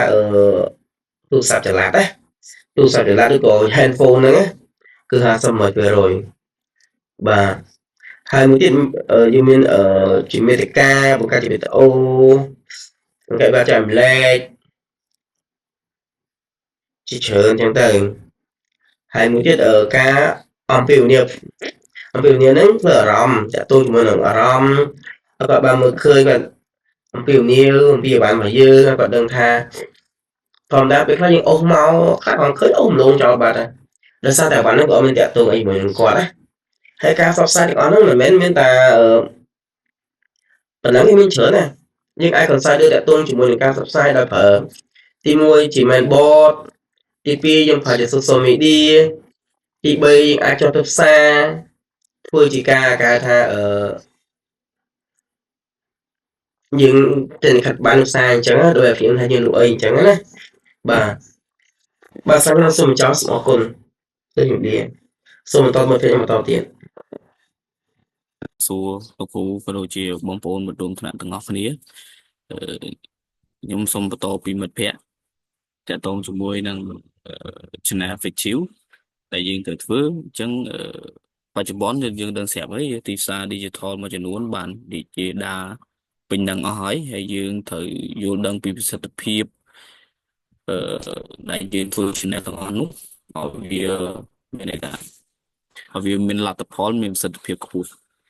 តាក់ទងទៅនឹង email email គឺជាឧបករណ៍មួយដែលមានប្រសិទ្ធភាពខ្ពស់សម្រាប់ការផ្សព្វផ្សាយផ្ទាល់ទៅកាន់អតិថិជនជាមួយនឹងអត្រាដែលគេរកឃើញហ្នឹងគឺ23%ជាអត្រាដែលគេបើក email ហ្មងអត្រាមួយទៀតអត្រាបំលែងដែលគេមើលដោយប្រយោលហ្នឹងចំនួន 3.7% ហើយវាបង្ហាញថា email វាមានសមត្ថភាពក្នុងការជំរុញឲ្យអតិថិជនចូលមើលចំពោះសកម្មភាពពាណិជ្ជកម្មរបស់យើងខ្ពស់ចំណុចមួយទៀតតកតងទៅនឹង social media ទៀតសោតបច្ចុប្បន្នយើងក៏ដឹងស្រាប់ដែរថា social media បានផ្ដល់ឱកាសដ៏ធំសម្រាប់ការចូលរួមរបស់អតិថិជនដូចយើងកំពុងប្រើរាល់ថ្ងៃយើងមាន platform ច្រើនមាន Facebook YouTube TikTok IG ឡាក់ជាដើមអញ្ចឹងវាមានអត្រាដែលបង្ហាញខ្ពស់ដែរមាន 4.8% យើងអាចរាប់បានថាខ្ពស់ហើយដែលវាបង្ហាញឲ្យអ្នកប្រើប្រាស់ហ្នឹងអាចឆ្លើយតបជាមួយយើងបានល្អវាអត្រាបំលែងមកវា 2.1% អញ្ចឹងអាទាំងអស់ហ្នឹងវាជាកត្តារួមផ្សំគ្នាដើម្បីចូលជាមួយគ្នាតែម្ដងហើយមួយទៀតតកតងជាមួយនឹងការផលិតមាតិកាយើងអាចឃើញថាទស្សនវិជ្ជាមួយចំនួនការផលិតមាតិកាបានកើនឡើងល្អខ្ពស់គួរកត់សម្គាល់សម្រាប់ពីបច្ចុប្បន្ន អញ្ចឹងការផលិតមាតិកាដែលវាមានគុណភាពអាចតាក់ទាញទៅអ្នកប្រើប្រាស់បានយូរបើយើងមានអត្រាចូលរួមហ្នឹងយើងអាចសង្កេតឃើញថាវាស់តម្លៃបានរហូតដល់ 15% ហើយអត្រាបំលែងរបស់វាអាចមានរហូតដល់ 4.3%អាហ្នឹងអ្វីដែលគេអូខេហើយដែលបង្ហាញថាមាតិកាទាំងអស់នោះវាល្អហើយជំរុញសកម្មភាពនៃការទិញរបស់អតិថិជនអញ្ចឹងនេះទាំងអស់នេះចំណុចមួយទៀតតកតងទៅនឹងអាហ្នឹងមានន័យថាជាការ research ដែលគេស្វែងរកហ្មងមានន័យថាគេត្រូវការហ្នឹងហើយគេស្វែងរកហ្មងអញ្ចឹងក្នុងហ្នឹងវាមានត្រឹមតែ2.9% ទេប៉ុន្តែវាផ្ដល់នៅអត្រាបំលែងខ្ពស់រហូតដល់ 6.2% អញ្ចឹងមានន័យថាគេបំលែងហើយគេរកឃើញវាគេរកឃើញគេទិញវាតែម្ដងហើយវាបញ្ជាក់ថាអ្នកដែលចុច advertise ទាំងអស់ហ្នឹងគឺមានបំណងចង់ទិញវាខ្ពស់ជាងអីទាំងអស់សម្រាប់ការ research អញ្ចឹងមានន័យថាយើងត្រូវធ្វើ content ឲ្យត្រូវដើម្បីគេ research ទៅរកយើងតែតងទៅនឹង traditional អញ្ចឹង traditional អឺវាដូចជាសម័យមុនអញ្ចឹងវារបៀបទូវារបៀបវិទ្យុដែលផ្សាយពាណិជ្ជកម្មហើយវាមានទុនទីដើម្បីបង្កើតការចងចាំទៅកាន់អតិថិជនទាំងអស់នោះយើងអាចវាស់តម្លៃវាប្រមាណជា 12% ហើយតកតងជាមួយនឹងការបំលែងរបស់វារហូតដល់មានត្រឹមតែ 1.7% ទេអញ្ចឹងទាំងអស់នេះហើយអឺដែលជាអ្វីដែលយើងនឹងគិតគូរបន្ថែមទៀតអូខេដល់ស្លាយបន្ទាប់តកតងទៅមួយនឹង consumer response អញ្ចឹង consumer response វាមានន័យថាយើងជាការធ្វើទីផ្សារមួយដែរនៅក្នុងហ្នឹងយើងមានការយល់ដឹងខុសគ្នាតាមផ្នែកជាច្រើនដែលយើងអាចយល់ដឹងខុសគ្នាអញ្ចឹងយើងគិតជាចំនួនទៅវិញអញ្ចឹងក្រុមអាយុដែលយើងអាចឆ្លើយតបតាមបែប digital តាមបែប marketing digital អញ្ចឹងសម្រាប់ Gen Z អញ្ចឹងខ្ញុំគិតថាគ្រប់គ្នាស្គាល់ Gen Z ហើយអញ្ចឹង Gen Z ចន្លោះអាយុពី18ទៅ25ឆ្នាំអញ្ចឹងការឆ្លាញ់ការតំណែងលើបណ្ដាញសង្គមអីគឺគាត់គិតមុនគេមកទាំងអស់ហ្នឹងអញ្ចឹង Gen Z ជាក្រុមអ្នកប្រើប្រាស់ដ៏មានសកម្មភាពតាមបណ្ដាញសង្គម 76% ដែលគាត់គិតលើអាហ្នឹងមកគិតលើអាបណ្ដាញសង្គមនឹងភាគច្រើនហើយពួកគាត់បង្ហាញថាពួកគាត់ចង់ឲ្យក្រុមរបស់ពួកគាត់ឲ្យក្រុមហ៊ុនតាក់ទងទៅនឹង social media ជាចម្បងដូច IG TikTok ជាដើម Facebook អញ្ចឹងទៅតាក់ទងចូលមួយទៀតតាក់ទងជាមួយនឹង Milan អាហ្នឹងតាក់ទងមួយវេកដាមានន័យថាចន្លោះពី26ទៅ40យើងរាប់ថាជាវេកដាហើយយើងអាចនិយាយបានថាវារហូតដល់វាឆ្លើយតបបានខ្ពស់រហូតដល់68% អញ្ចឹងយើងនៅក្រុម Gen Z អញ្ចឹងចង់និយាយពីបទពិសោធន៍មានន័យថាគាត់ចង់បាក់ពួកក្រុមដែលមានអាយុប៉ុណ្ណឹងគាត់ចង់បានបទពិសោធន៍តាក់ទងទៅនឹងការស្របទៅលើបណ្ដាញនានាគាត់គិតទៅលើតែ social media មួយមុខទេអញ្ចឹងគាត់សឹងគ្រប់ទាំងអស់ហ្មងមានន័យថា 68% ហ្នឹងគាត់ត្រូវការឆ្លើយតបទៅការផ្សព្វផ្សាយឲ្យវាមានប្រសិទ្ធភាពហ្នឹងទៅលើ channel ជាច្រើនដូចជា mail ដូចជា social media ដូចជា website ជាដើមហើយនៅមួយទៀត boomer អូ sorry នៅយើងខ្វះ Gen X គឺជាក្រុមអាយុយើងអាចនិយាយថាចាប់ផ្ដើមចូលចំណាស់ហើយគាត់ចន្លោះពី41ទៅ56ជារួមទៅពួកគាត់ឲ្យតម្លៃទៅលើការប្រើប្រាស់ email ច្រើនហើយមាតិការបស់ពួកគាត់ហ្នឹងគឺតាក់ទងជាមួយនឹង website អញ្ចឹងអា email អីហ្នឹង link អីហ្នឹងគឺល្អសម្រាប់គាត់ច្រើនដែលយើងអាចធ្វើទៅបានហើយជាទូទៅហ្មងពួកគាត់កោតសរសើរទៅលើប្រព័ន្ធ email មានតែពេលយើង ធ្វើអីមួយលើ email លើអីហ្នឹងហើយទៅលើគេហទំព័រ website ហើយវាមានរហូតដល់ 54% ដែលពួកគាត់ចូលចិត្តនឹងការអឺនឹងការទិញទំនិញអីផ្សេងៗតាមរយៈទាំងអស់នោះហ្នឹងជានេះមួយទៀត boomer ជាអាយុពី57ដល់65អញ្ចឹងគាត់មានត្រឹមតែ 49% ទេក៏ប៉ុន្តែអឺពួកគាត់នៅតែមានការចូលរួមបង្ហាញថាពួកគាត់ឆ្លើយតបបានយ៉ាងល្អនៅការលាយបញ្ចូលគ្នារវាងទូតួ freestyle ឬក៏បណ្ដាញ digital អញ្ចឹងមានន័យថាពួកគាត់ទាំង Gen Z ទាំង media គាត់ចូលបានទាំងអស់គ្នាអូខេចំណុចមួយទៀតតកតងជាមួយនឹង mistake content analysis អាមេត្តាគំនិតមួយចំនួនដែលយើងនឹងរៀបចំវាជាគំនិតសំខាន់ដែលតាក់ទាញដល់អ្នកប្រើប្រាស់ប៉ុន្តែវាមិនមែនជាមេត្តាដែលអឺទាំងអស់នោះដែលវាជាអំណោយផលស្មើៗគ្នាទេតាមការសិក្សាបែបជាមេត្តាបែបហ្នឹងគឺវាអត្រាចូលរួមនិងប្រសិទ្ធភាពខ្ពស់ក៏ទៅតាមមេត្តាមួយចំនួនដែរ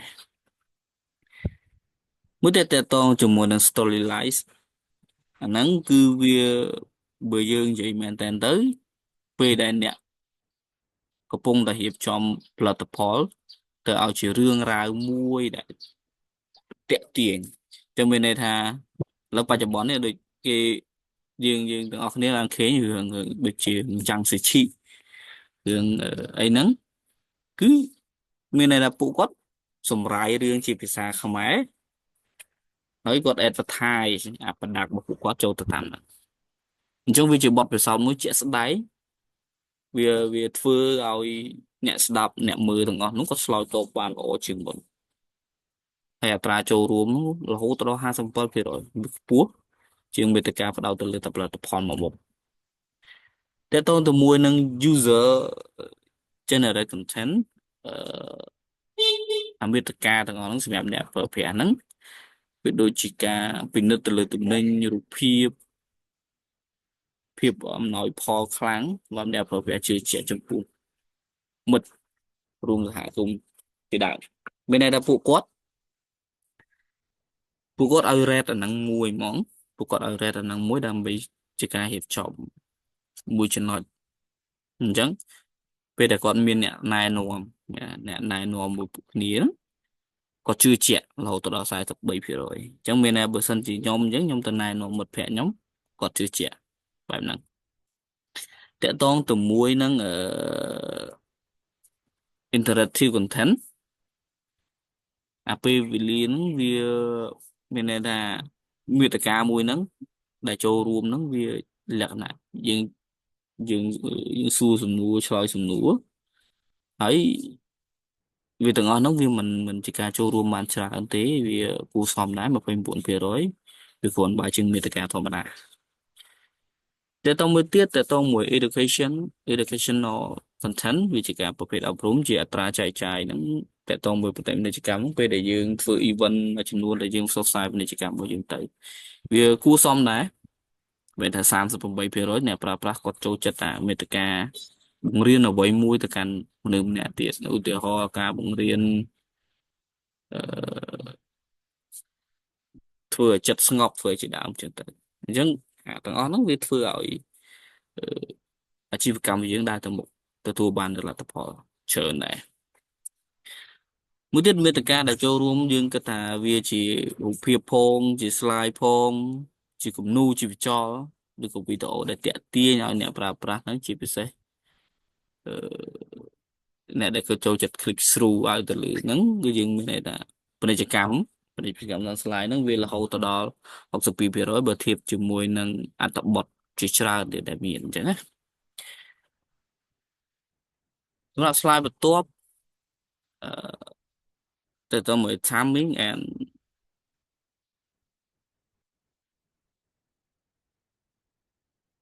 frequency result អូខេអញ្ចឹងទាំងអស់នេះគឺយើងចង់សំដៅទៅលើការផ្សព្វផ្សាយមេត្តានិងយុទ្ធសាស្ត្រតាក់ទងទៅនឹងអតិថិជនការបច្ឆេទពេលវេលានិងបណ្ដាញជ្រើសរើស ដែលអាចមានឥទ្ធិពលយ៉ាងខ្លាំងបើទោះបីជាមើលលទ្ធផលជាគំនូរល្អបំផុតក៏ដោយអីក៏ដោយអញ្ចឹងយើងអាចរាប់បានថា email ការដែលយើងផ្ញើចេញ email ទៅភាគច្រើនតែគេមើលមកថ្ងៃអង្គារនិងថ្ងៃពុធអញ្ចឹងថ្ងៃច័ន្ទគេចូលពុកគឺគេទៅការងារគេមានពេល9ហ្នឹងឯងអូខេអ្នកមួយចំនួននឹងមានម្ដងថាបើប្រែ email បានដល់31%ច្រើនតាមជាងម៉ោងធ្វើការហ្នឹងហើយពេលនេះវាសមស្របទៅនឹងការចាប់ផ្ដើមការងារអញ្ចឹងមួយថ្ងៃទាំងអស់ហ្នឹងគឺវាល្អផុតដែរតើតើទៅនឹង social media ការចុចបង្ហោះទៅលើបណ្ដាញ social media អីផ្សេងហ្នឹងយើងអាចជួបបានថាវា effective ជាងគេនៅចន្លោះពីម៉ោង7ទៅម៉ោង9យប់វាបង្កើនអត្រាចូលមើលផ្ទាល់ទៅដល់47%ហើយពេលវេលាហ្នឹងគឺជាពេលវេលាល្អបំផុតហើយដែលប្រើប្រាស់វាគឺសម្រាប់ដូចជា Facebook ការ live Facebook IG TikTok បន្ទាប់ពីការងារគេគេរៀបចំហ្នឹងជាការរំសាយអារម្មណ៍នេះចឹងទៅតកតងទៅនឹងការផ្សព្វផ្សាយព្រោះថ្ងៃគីពុតពហុហើយណា3ថ្ងៃម្ដងអញ្ចឹងអាហ្នឹងក៏បានចូលរួមបានច្រើនដែរវារហូតដល់28%វាច្រើនជាងថ្ងៃដទៃដោយសារថ្ងៃហ្នឹងគឺជាថ្ងៃដែលពួកគ្នាលែងសូវផ្ដោតលើការងារផ្ដោតលើការងារពីច្រើនថ្ងៃច័ន្ទអីចឹងទៅអញ្ចឹងយើងអាចយកថ្ងៃហ្នឹងដើម្បីរៀបចំចន្លោះបែបហ្នឹង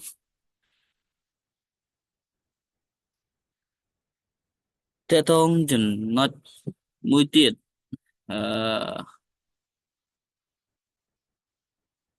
តើតងទៅនឹង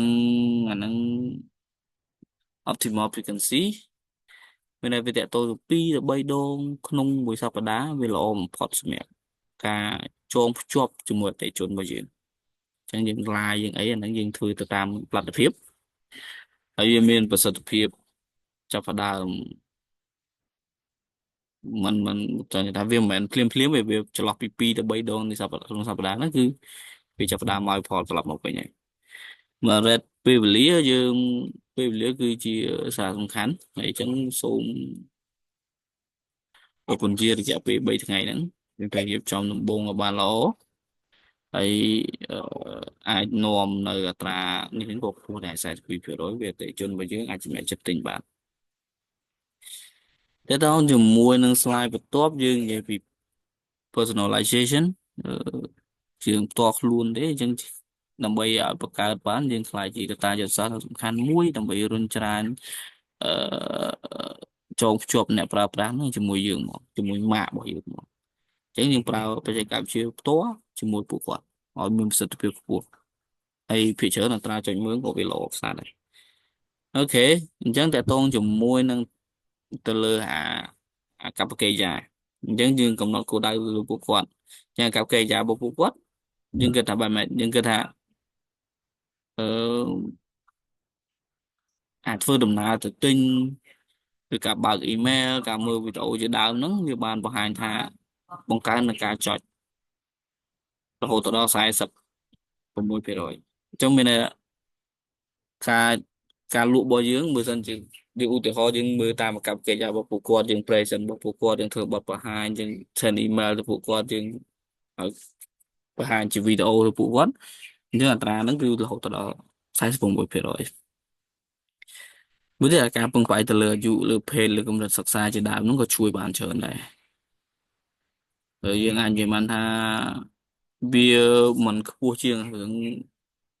តខ្លួននៅការគេចាស់តខ្លួននេះប៉ុន្តែវាគ្រាន់បានដែរវាមានរហូតដល់23%ហើយតកតងជាមួយនឹង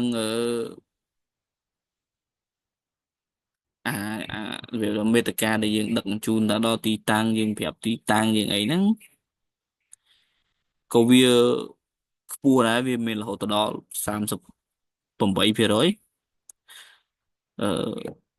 ដោយឧទាហរណ៍ថាដូចយើងជូនបានបញ្ចុះតម្លៃមួយដែលនៅហាងក្បែរផ្ទះអញ្ចឹងនៅក្បែរផ្ទះវាផ្ទាត់ដូច discount ហ្នឹងដូចកន្លែងលក់អាវមួយចំនួនគេ discount ចូលឆ្នាំគេ discount 70% 80%ហាងដែលនៅក្បែរផ្ទះអញ្ចឹងយើងអាចទៅហាងមួយណាក៏បានដែរអញ្ចឹងវាជួយការលក់របស់យើងឲ្យបានច្រើន អូខេចំណុចមួយទៀតតកតងទៅនឹងpurchase សម្រាប់អ្នកទិញហ្មងអ្នកទិញរួចហើយអញ្ចឹងយើងផ្ដល់ថាប្រយោជន៍ឲ្យពួកគាត់អញ្ចឹងអ្នកទិញរួចហើយយើងឧទាហរណ៍មួយដូចហាងកាហ្វេមួយចំនួនបច្ចុប្បន្នហ្នឹងគាត់ធ្វើអារបៀបអឺ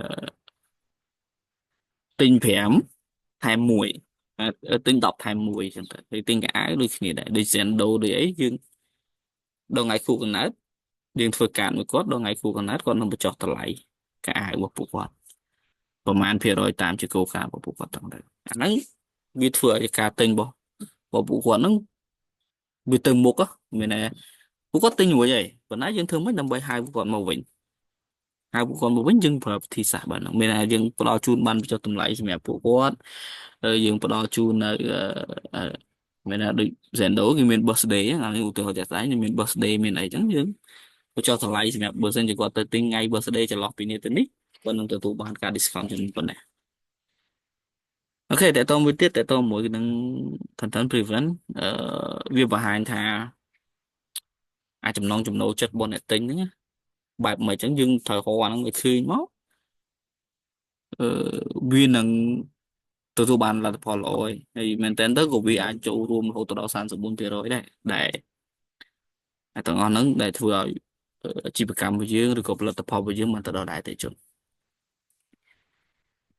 បាទសម្រាប់ slide បន្ទាប់យើងតាក់ទងជាមួយនឹង cross channel យើងនឹងនិយាយបន្ថែមតាក់ទងមួយនេះហើយការប្រើប្រាស់បណ្ដាញផ្សេងសម្រាប់ការផ្សព្វផ្សាយវាមិនត្រឹមតែជួយបង្កើននៅដល់ការកំណត់ការស្រង់មតិប៉ុន្តែវាក៏បន្ថែមនៅធម៌ពលសម្រាប់ការផុសលក់ផ្សេងហើយស្របជាយុទ្ធសាស្ត្រមកយើងអាចមានន័យថាពួកគាត់នឹងចូលមើលបានច្រើនពួកគាត់នឹងរ៉េតច្រើនអញ្ចឹងចំណុចទី1តើតើជាមួយយើងអាចថាយើងមាន3 channel ទៅយើងមាន3 channel យើងអាចឲ្យអតិថិជនគាត់ជួបប្រទះម៉ាកតាមរយៈ channel របស់យើងដែលយើងប្រកាសចេញទៅអញ្ចឹងឧទាហរណ៍ថាឥឡូវយើងមាន channel ខ្លះយើងមាន email យើងមាន social media អញ្ចឹង social media យើងមានអីខ្លះទៀតរួមក្នុងនោះទៀតអញ្ចឹងអូខេចុះពី social media មកយើងមានជា website ឬក៏ក្នុង store ខ្លួនឯងក្នុងហាងរបស់យើងអញ្ចឹងអាហ្នឹងវាជារឿងល្អបំផុតហើយចំណុចមួយទៀតតកតងជាមួយនឹងការផ្ដល់សារទៅដល់ពួកគាត់ឲ្យភ្ជាប់ជាមួយនឹងការតាមបណ្ដាញផ្សេងចឹងមានន័យថាឥឡូវយើងឧទាហរណ៍យើងធ្វើតាមឲ្យពួកគាត់បង្កើននៅចងចាំម៉ាករបស់យើងអញ្ចឹងឲ្យពួកគាត់ទិញច្រើនទៅបែបហ្នឹងហើយក៏វាជួយបានច្រើនដែរហ្នឹងអូខេមួយទៅការផ្ញើសារក៏ជាការកំណត់នៅ awareness ឬក៏ interested action របស់យើងនឹងឲ្យពួកគាត់ដឹងដែរកើនឡើងដែរអញ្ចឹងចំណុចទាំងអស់ហ្នឹងវារហូតទៅដល់ទៅដល់64%វាដូចជាការចុចភ្លើងសម្រាប់ពួកគាត់ក្នុងការលក់អញ្ចឹងមានតែយើងផ្ញើសារទៅពួកគាត់បន្ថែមអូខេមួយទៀតតកតងទៅនឹងអតិថិជនដែលប្រើប្រាស់បណ្ដាញចម្រុះមានគាត់ប្រើច្រើនមកអញ្ចឹងយើងត្រូវតែមានអាហ្នឹងប្រើច្រើនដូចពួកគាត់ដែរដើម្បីផ្សព្វផ្សាយពាណិជ្ជកម្មរបស់យើងម៉ាកយីហោរបស់យើងទៅដល់អតិថិជនវាអាចនិយាយទៅវាអាចមានកម្រិតខ្ពស់រហូតដល់30%អញ្ចឹងយើងត្រូវតែធ្វើបែបហ្នឹងប៉ុន្តែត្រូវតែយើងមានភាពស្មោះត្រង់ក្នុងការផ្សព្វផ្សាយទៅតកតងជាមួយនឹងចំណុចមួយទៀត digital physical touch point ហ្នឹងគឺយើងមានរួមបញ្ចូល digital ដូចគ្នាបងអញ្ចឹងមាន Facebook ad ហ្នឹងការបញ្ចុះតម្លៃ pop up ការប៊ូតអីផ្សេងឲ្យវាបង្កើននៅការលក់ការទិញហ្នឹងឲ្យវាបានល្អហើយពួកគាត់នឹងដឹងម៉ាករបស់ពួកយើងនឹងទាំងអស់ហ្នឹងឲ្យវាកាន់តែប្រសើរឡើងអញ្ចឹងអញនិយាយបានថា rate របស់វារហូតដល់42%នឹងចំណុច slide បន្ទាប់យើងតាក់ទងជាមួយនឹង mobile specific platform perform ហ្នឹងអញ្ចឹងមានន័យថាសប្តាហ៍ថ្ងៃហ្នឹងយើងដឹងស្រាប់ហើយថាទូរស័ព្ទវាជាមិត្តផងជាជំនួយការផងជា consultant ផងដ៏ស្និទ្ធស្នាលបំផុតសម្រាប់អតិថិជនរបស់គ្នាដូច្នេះការផ្សព្វផ្សាយ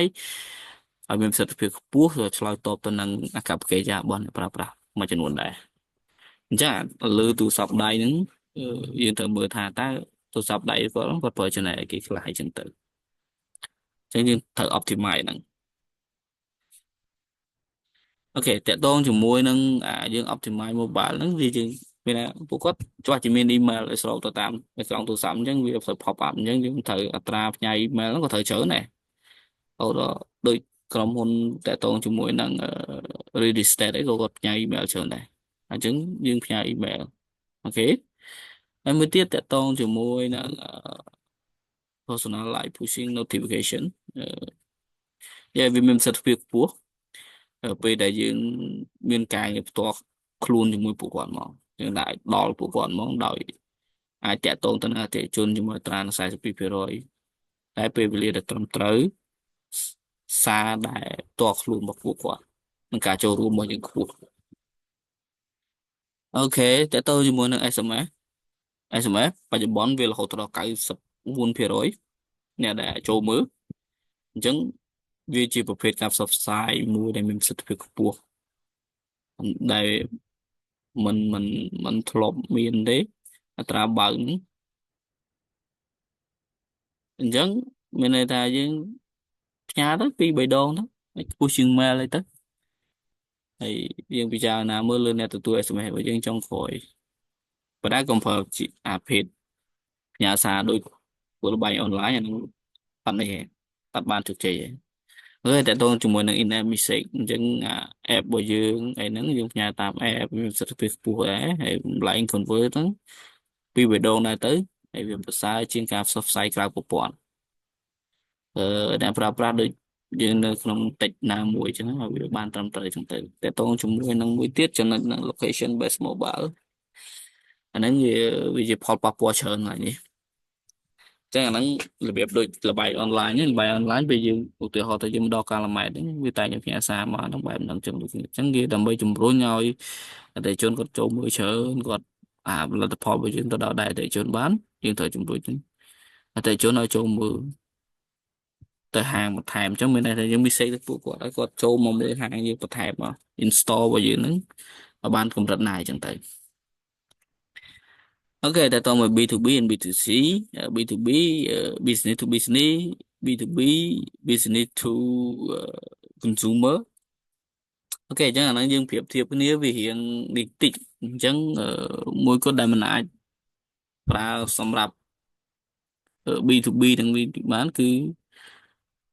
ការទំនាក់ទំនងពាណិជ្ជកម្ម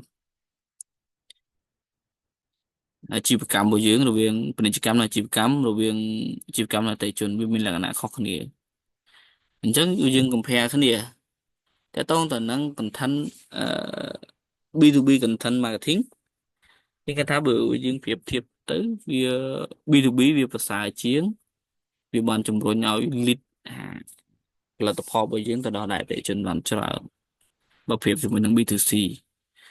ព្រោះ B2C បានត្រឹមតែ43%ទេជាងការយល់ដឹងរបស់ពីប្រភពជឿជាក់ជាកន្លឹះ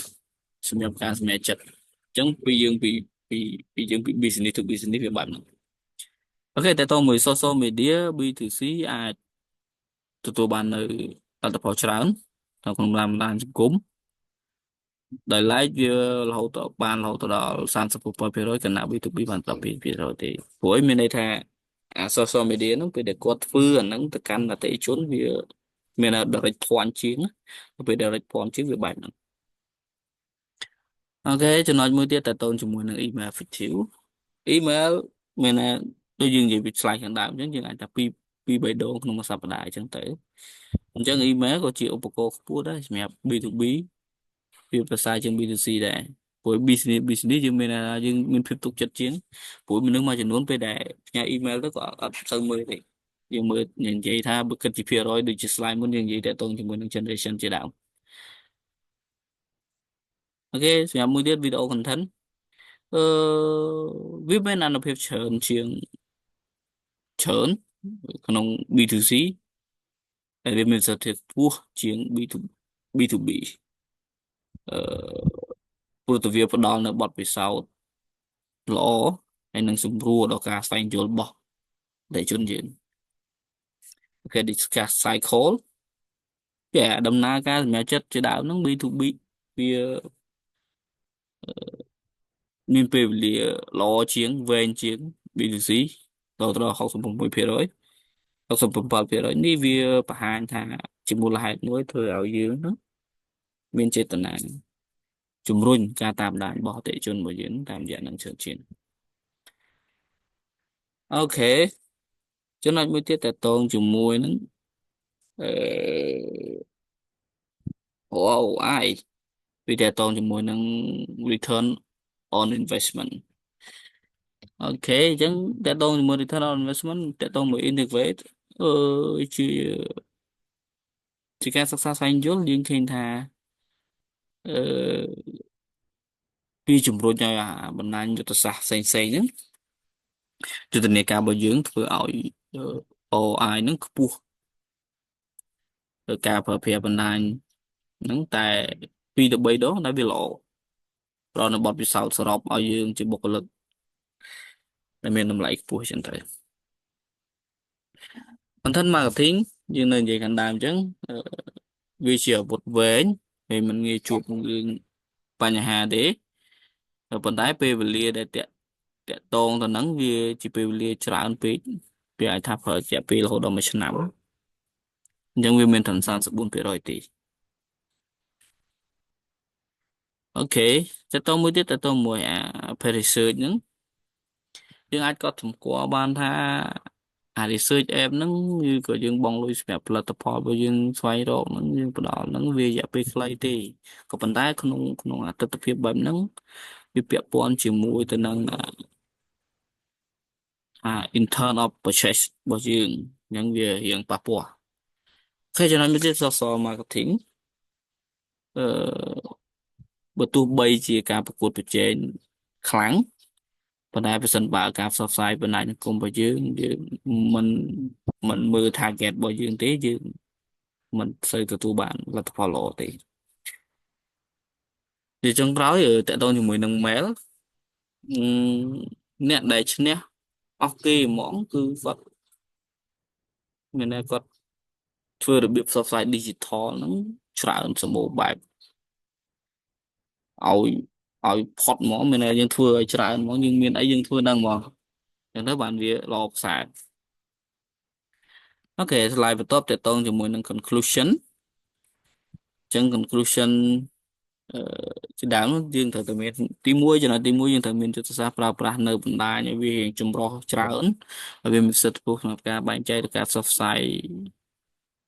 ដោយឯងក៏ថាបានដែរចំណុចសម្របកន្លឹះផ្សេងៗចឹងទៅចំណុចមួយទៀតតកតងជាមួយនឹងការ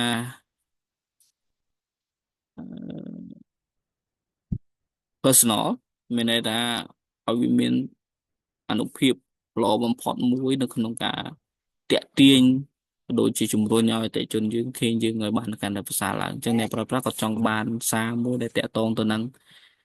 ផលិតផលរបស់យើងល្អគាត់ចង់បានឲ្យយើងរៀបរាប់ច្រើនទេអញ្ចឹងមួយទៀតនៅក្នុងពេលបច្ចុប្បន្ននេះទូរស័ព្ទដៃយើងគឺដូចនិយាយពីខាងដើមនេះគឺជាអ្នកផ្សារជាមិត្តភ័ក្តិជាអីដ៏ល្អអញ្ចឹងយើងគឺមិនមែនជាជំរើសទេប៉ុន្តែវាជាតម្រូវការបើសិនមកមានអញ្ចឹងយើងទាំងអស់គ្នាត្រូវតែស្វែងយល់ពីរបៀបការប្រើប្រាស់ហ្នឹងចំណុចមួយទៀតតកតងទៅនឹងcontent quality អញ្ចឹងតួវាជាចំណុចសំខាន់មួយមេត្តាដែលមានតម្លៃមានអានុភាពបង្កើតនៅយុទ្ធសាស្ត្រផ្សេងៗយើងត្រូវតែមាន quality អញ្ចឹងត្រូវពិនិត្យបច្ច័យហ្នឹងមែនទេអូខេតកតងមួយទៀតតកតងជាមួយនឹងការវាស់វែងអញ្ចឹងយើងត្រូវពិចារណាបានវាស់វែងទៅមិនភាពអីគេដូចយើងនិយាយតកតងមួយ Gen Z តកតងមួយ Gen X ហ្នឹងឲ្យវាទាន់សម័យរបស់ពួកគាត់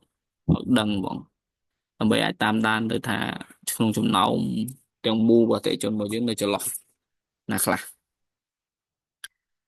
អូខេតើតមួយទៀតបង្កើនទៅលើប្រព័ន្ធទិន្នន័យរបស់អតិថិជនរួមមួយវាអាចជួយបានយើងច្រើនដែរវាជួយឲ្យយើងធ្វើpersonalize បានពិតប្រាកដហើយពេញលេញទៀតសម្រាប់អតិថិជនរបស់យើងហើយចំណុចមួយទៀតអូខេយើងអាចប្រើ AI ដើម្បីជួយយើងបានទាំង business របស់យើងបើសិនជាយើងមានប្រើ technology បានច្រើនក៏វាល្អប្រសើរដែរចំណុចមួយទៀតតកតងទៅនឹង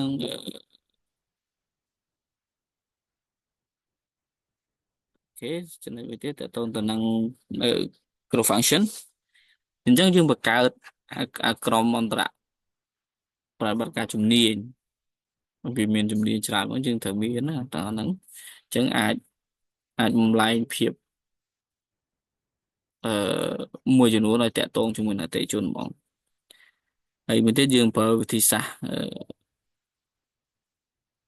ផ្សេងទៀតវាតាក់ទងជាមួយនឹងជួយបង្ហាញអតិថិជនតាក់ទងមួយ testing learning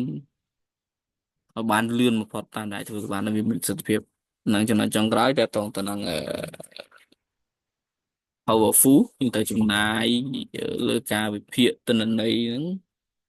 ឲ្យបានកាន់តែល្អប្រសើរដើម្បីអាចជួយអតិថិជនបានច្រើនបាទ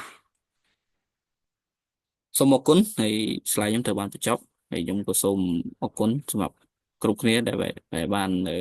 ទស្សនាស្ដាប់វីដេអូដែលក្រុមខ្ញុំបានធ្វើដូច្នេះសូមបើសិនបើបងប្អូនមានសំណួរឬក៏មានចម្ងល់អីសូមសួរនៅក្នុង comment ពួកយើងនឹងឆ្លើយតាមដែលអាចធ្វើទៅបានសូមអរគុណ